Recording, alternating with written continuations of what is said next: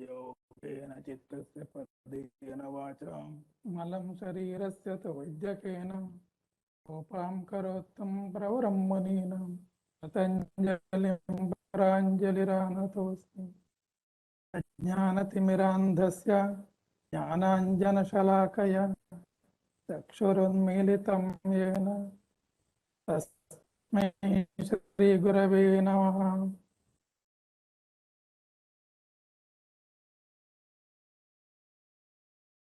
Respected host, Vice Chancellor at Mangalore University, Vice President of the Department of Human Consciousness and Yogic Science,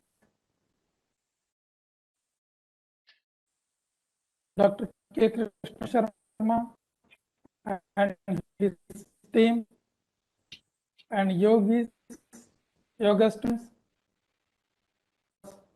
for all, namaste. My topic is, sir, little more louder, sir. This voice is very low. basic principles of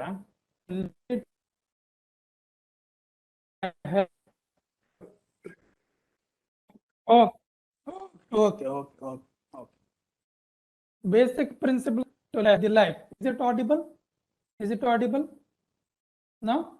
Yeah, sir. Little more louder, it is better. Is it audible? Yes, sir. Low, sir. Oh, okay. It is the Yeah. voice is very low. It will be little more louder, sir. Okay, now? Yes, sir. No. Okay, I'll try. In universe, the living beings are from a small ant to big elephant, or single cells organism to multi-cell organism, dwells happiness or feels happy in their way of life, including human beings. This is told old scripture or the basic book of Ayurveda. Ashtangridaya as Sukhartaha Sarvabhutanam Mataha Sarvaha Pravruttayaha. Action of all creatures is to gain happiness. What is Sukha?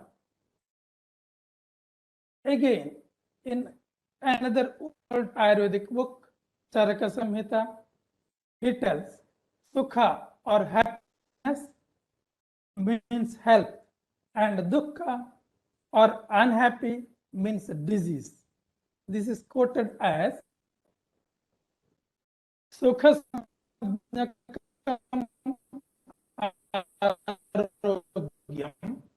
Viparitam Dukkhameva cha. Sukha means happiness, that Sukha is Arogya, Dukkha is unhappy, that is disease. Whatever the human beings doing is talking, working, sleeping, drinking, eating, each and everything for the happy. But in the human beings, they are all unsatisfied in their way of life. Swami Vivekananda says, all misery comes from fear, unsatisfied desire. This unsatisfaction ends with disease. They are of two types, Adi and Vyadhi. Adi and Vyadhi. The disturbances related to their mind is under Adi. And those disturbances related to their body or the physics is called Vyadhi. There are two types, Adi and Vyadhi. See, the aim of Sankhya Shastra is to overcome Trividha Dukkha. You know, they are physical, metaphysical, and spiritual. That means physical, Adibhautika, Adidaivika, and Adhyatmika. Yoga Shastra also agrees Sankhya Shastra and the origin of Yoga Shastra to overcome these three types of sorrows. So, if you overcome the above mentioned Trivida Dukkha, or if we are trying to overcome that sorrows, then it leads to healthy life. Then the sorrows decreases.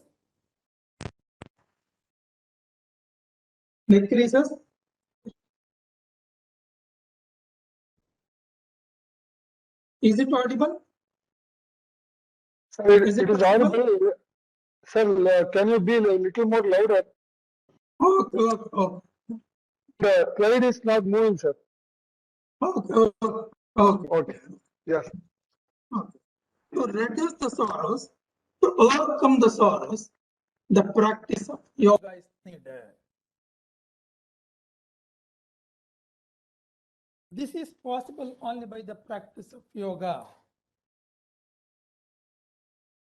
Then what is yoga?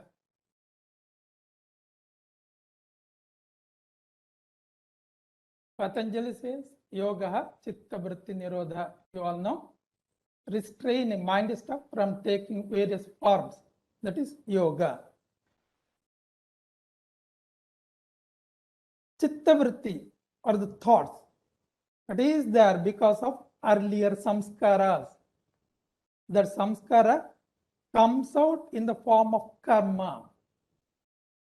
That means action, and the seed is the samskara.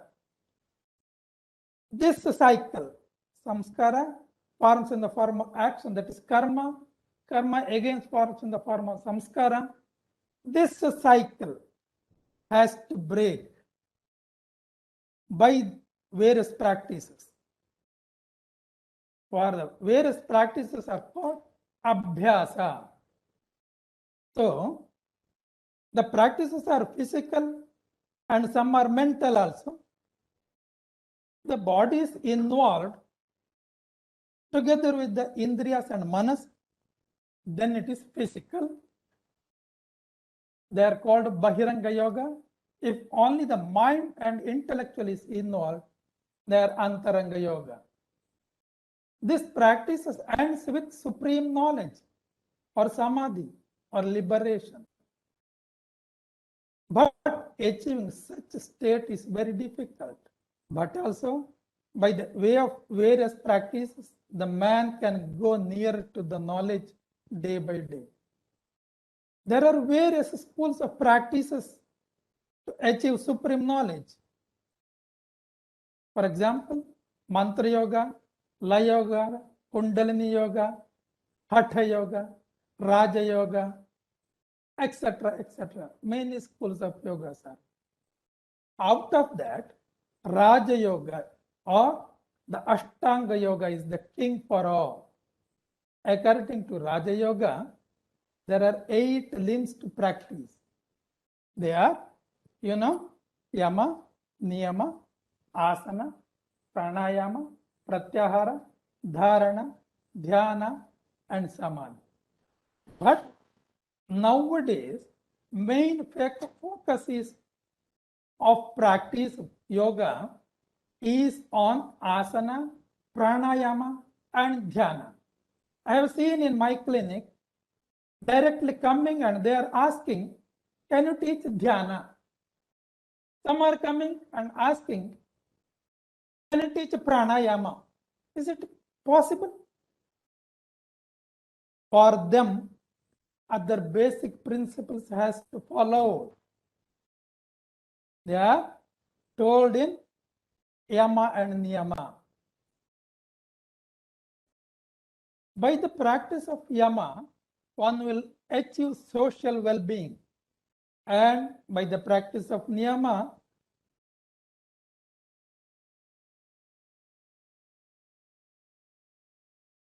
one will achieve personal wellness.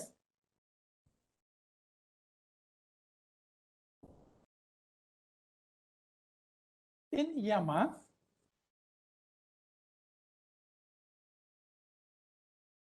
non-hurting, truthfulness, non-stealing, celibacy, and not materialistic are together. Ahimsa, Satya, Asteya, Brahmacharya, and Aparigraha.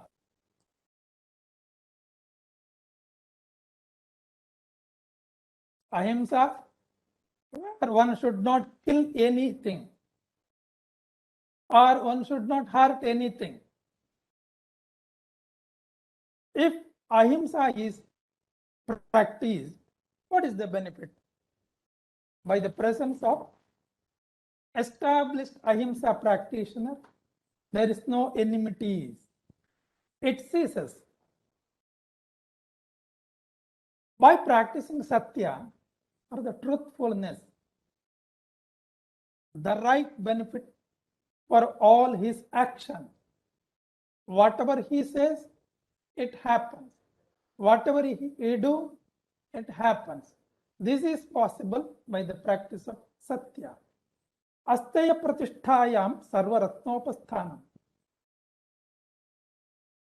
By establishing non-stealing, all wealth comes nearer to the practitioner, that is nearer to that yogi.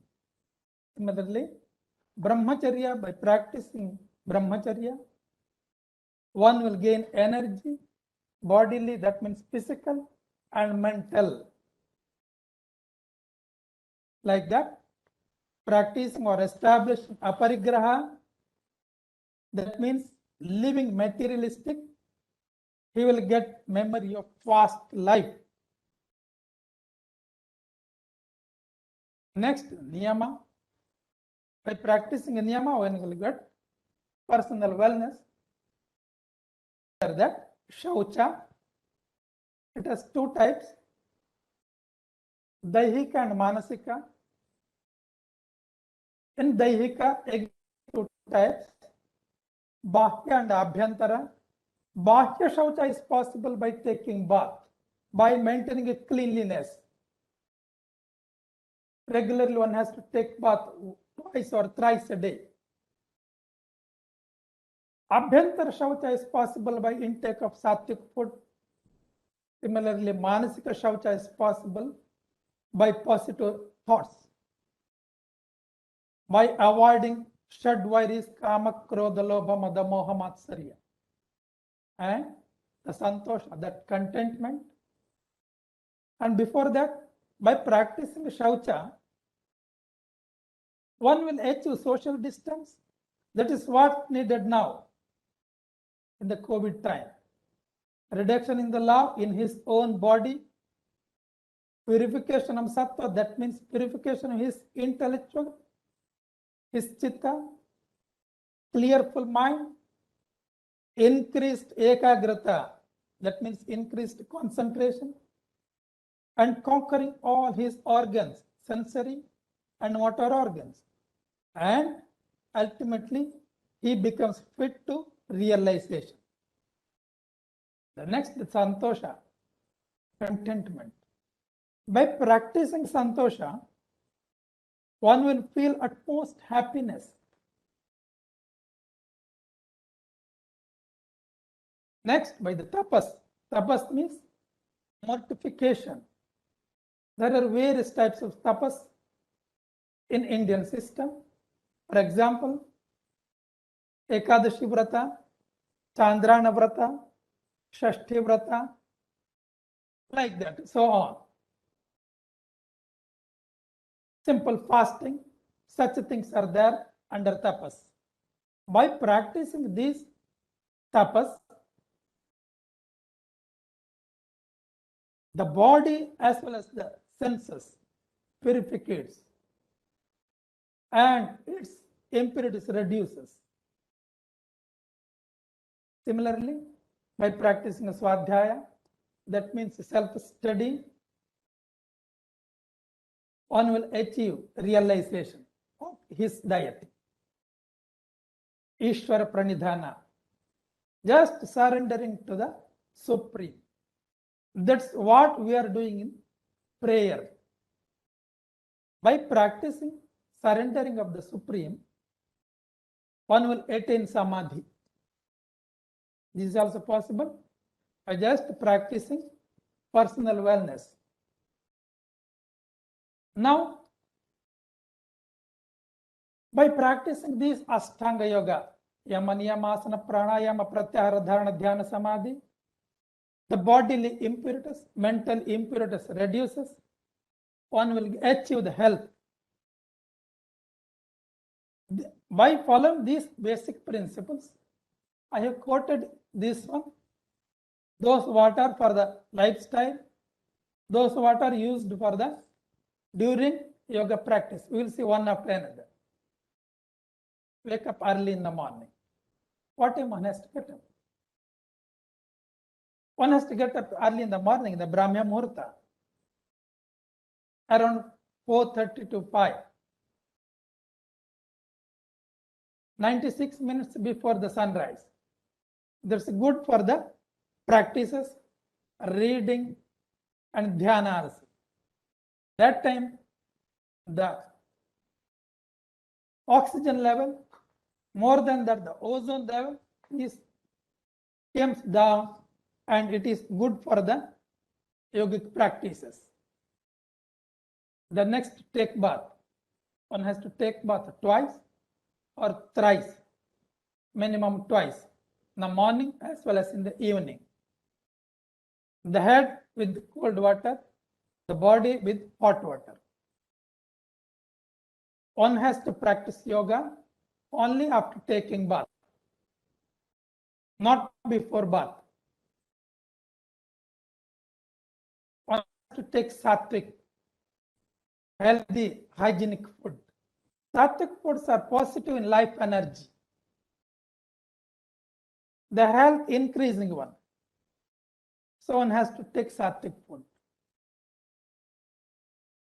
Avoid intake of rajasic and tamasic food. At least minimize intake of rajasic food. They are neutral in life energy, but high in taste. What they are called? Junk food. And tamasic food.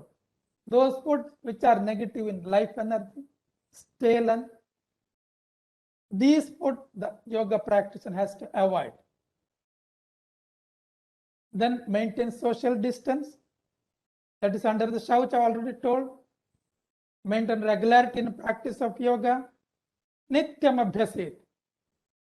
Brahmendra Saraswati tells, Nityam abhyaset. Yoga has to be practiced under the guidance of Guru. Definitely this should follow because the yoga is Anushasana. So one has to follow according to the guidance of Guru. While practicing yoga, gut must be empty. That means one should not take food before practicing yoga. If he has taken light food, minimum one has to wait 1 hour. If he has taken breakfast, minimum 2 hours.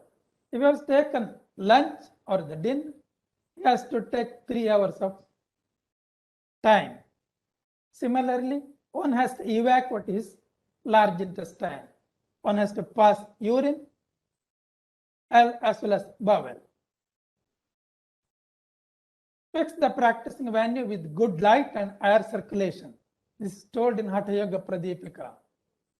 Keep silence in practicing area. Otherwise, it disturbs your own mind. The thoughts will increase. By practicing yoga, one has to reduce the thoughts. So, maintain the silence. After the prayer, start to practice. That's what I told, Ishvara Pranidhana. They should.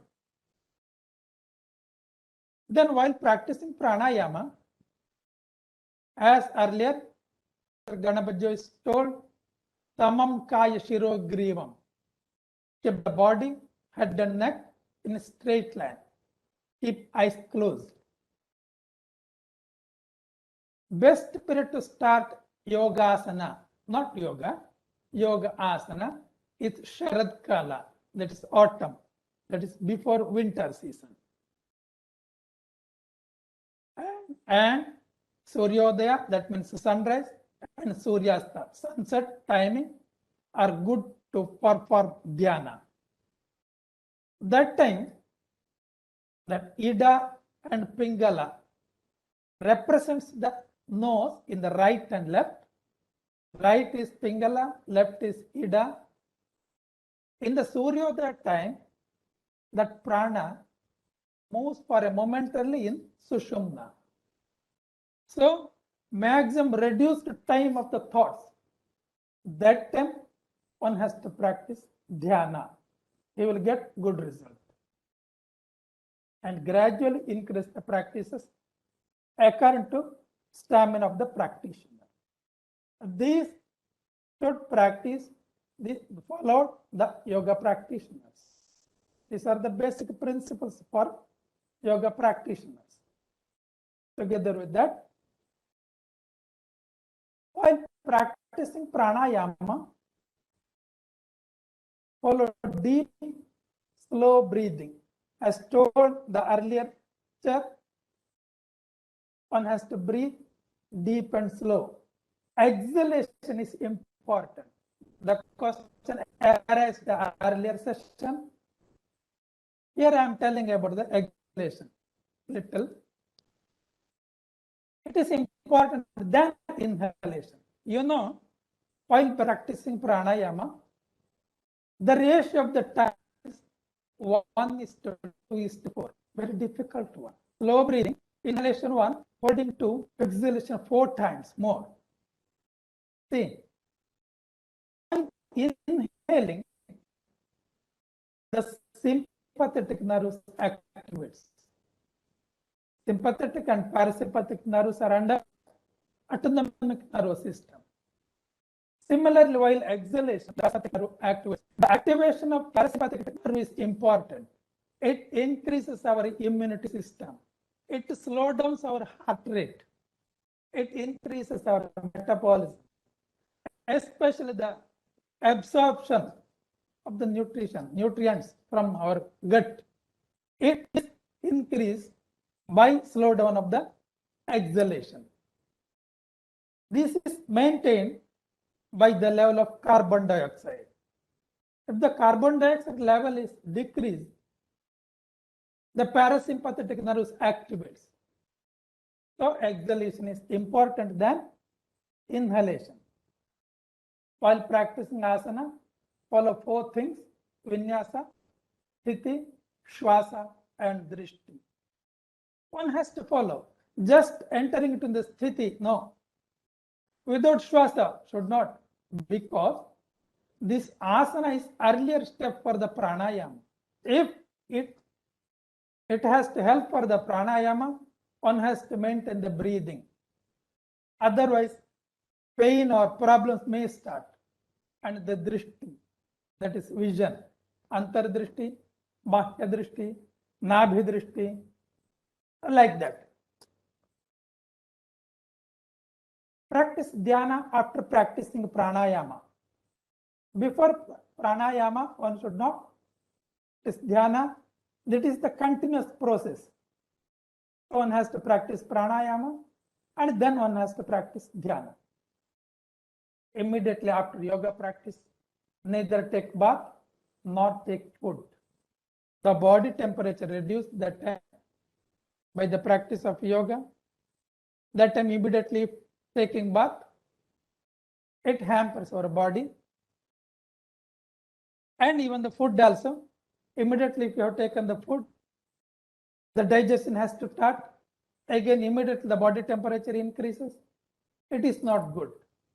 So one should not take bath or food immediately after the yoga practice. After this, for all this, in Bhagavad Gita, Shri Krishna told, Yuktahara viharasya, yukta cheshtasya karmaso, yukta swapna babodhasya, yoga bhavati dukkhaha. Moderation in intake of food, that is proper food. Moderation in performing one's activities, that is attitude. Similarly, moderation in sleep and wakefulness is an aspect of yoga which annihilates one's misery. It reduces his misery.